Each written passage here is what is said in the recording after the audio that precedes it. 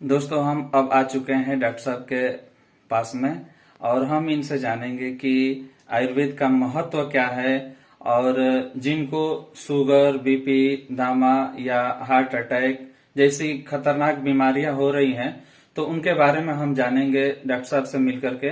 तो आइए हमारे साथ वीडियो के अंत तक बने रहिए और डॉक्टर साहब से हम शुरू करते हैं इस विषय पर चर्चा।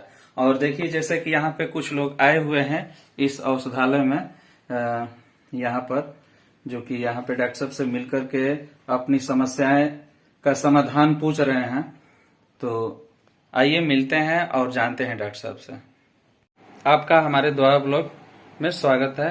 डॉक्टर साहब, मैं आपसे एक प्रश्न पूछना चाहता हूं और आप हमारे दर्शकों को बताइएगा कि आजकल आयुर्वेद का क्या महत्व है, थोड़ा इसके बारे में समझाइए हमारे दर्शकों को। सबसे पहले आप सभी को मेरा नमस्कार। मैं डॉक्टर श्याम सुंदर पांडे, प्रभारी चिकित्सा अधिकारी, राजकीय आयुर्वेदिक चिकित्सालय चिरैया बलिया। और बड़ा अच्छा प्रश्न है। देखिए, आयुर्वेद का जो प्रयोजन है स्वस्थ से स्वास्थ्य लक्षणम, यानी जो व्यक्ति स्वस्थ है वो स्वस्थ रहे और जो बीमार है उनका हम चिकित्सा करते हैं।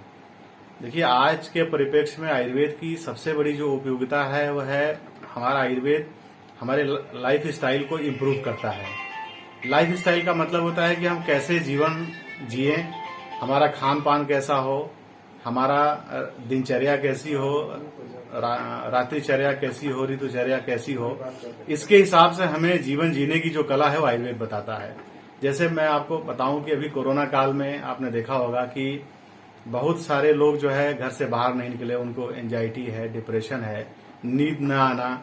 कोरोना इन्फेक्शन की वजह से तमाम लोगों को कुछ न कुछ परेशानियां जो है बनी हैं।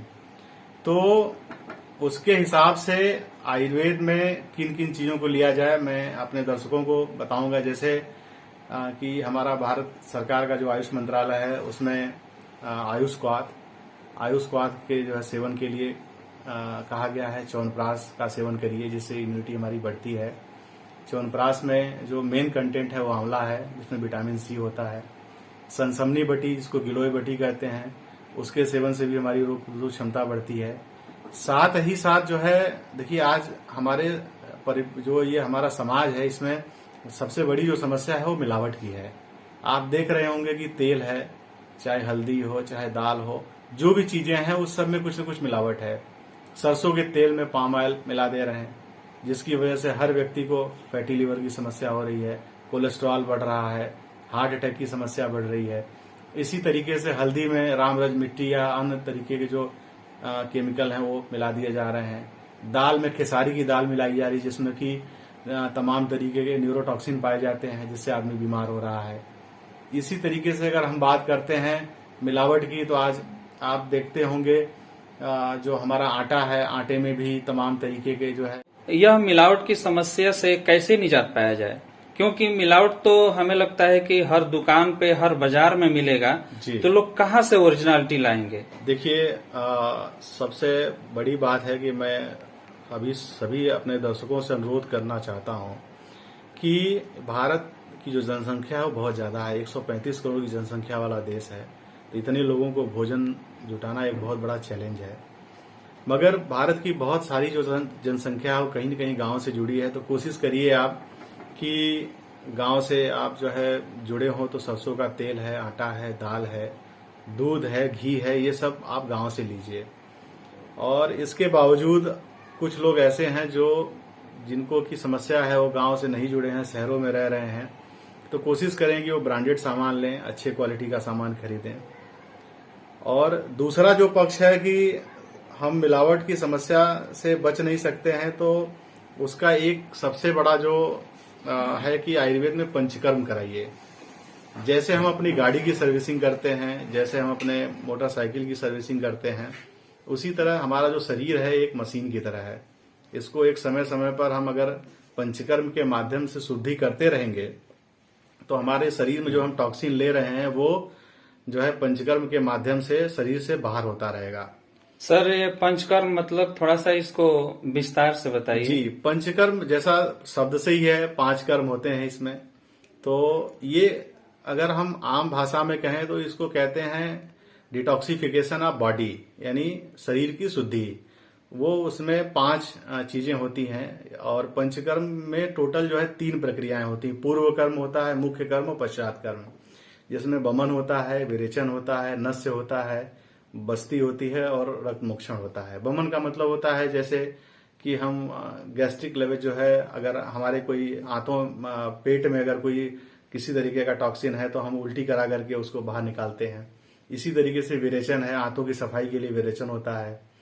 नस्य देते हैं, जो कि औषधि को नाक से डाला जाता है। जो तमाम जो है ऊर्ध्व जतुगत विकार होते हैं उनमें नस्य का बहुत अच्छा रोल है। रक्त मोक्षण, ब्लड लेटिंग जो है इसको कहते हैं, उसमें यूरिक एसिड वगैरह की समस्या लगातार इनको बनी रहती है, तो उनमें रक्त मोक्षण करा करके हम लोग जो है उसकी शुद्धि करते हैं। तो ये 5 जो क्रियाएं होती हैं, इसी तरीके से बस्ती एक है प्रक्रिया जो है, स्नेहन स्वेदन भी करते हैं जो पूर्व कर्म है। तो इससे हमारे जो शरीर के विभिन्न जो आर्गन है वो शुद्ध होते हैं। और इसको जो है महीने में कम से कम जो है 1 बार विरेचन और कर्म जो है जरूर कराना चाहिए, जिससे आंतों की शुद्धि हो। क्योंकि हम जो खाते हैं वो हमारे पेट में जाता है और कहीं न कहीं हमारे लिवर को, हमारी आंतों को नुकसान पहुंचाता है। तो ये एक छोटी सी पहल है जिसके माध्यम से हम जो है मिलावट से बच सकते हैं। अगर हम मजबूरी है, अगर कुछ ऐसी चीजें खाते हैं तो हमें पंचकर्म करा करके शरीर से उस टॉक्सिन को बाहर निकाल देना चाहिए। तो दोस्तों, जैसा कि आपने देखा कि डॉक्टर साहब बहुत ही अच्छी बात बताएं और इन्होंने कहा कि आयुर्वेद हमारे जीवन को जीने की कला सिखाता है।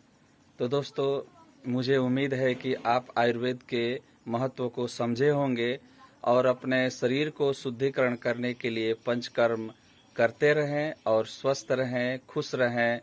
और यह वीडियो ज़्यादा से ज़्यादा लोगों तक शेयर करें ताकि इस आयुर्वेद के ज्ञान से अधिक लोगों को लाभ मिले। तो दोस्तों, मैं चलता हूँ, फिर आपसे मिलूंगा एक नई जगह पे नई जानकारी के साथ। तब तक के लिए नमस्कार।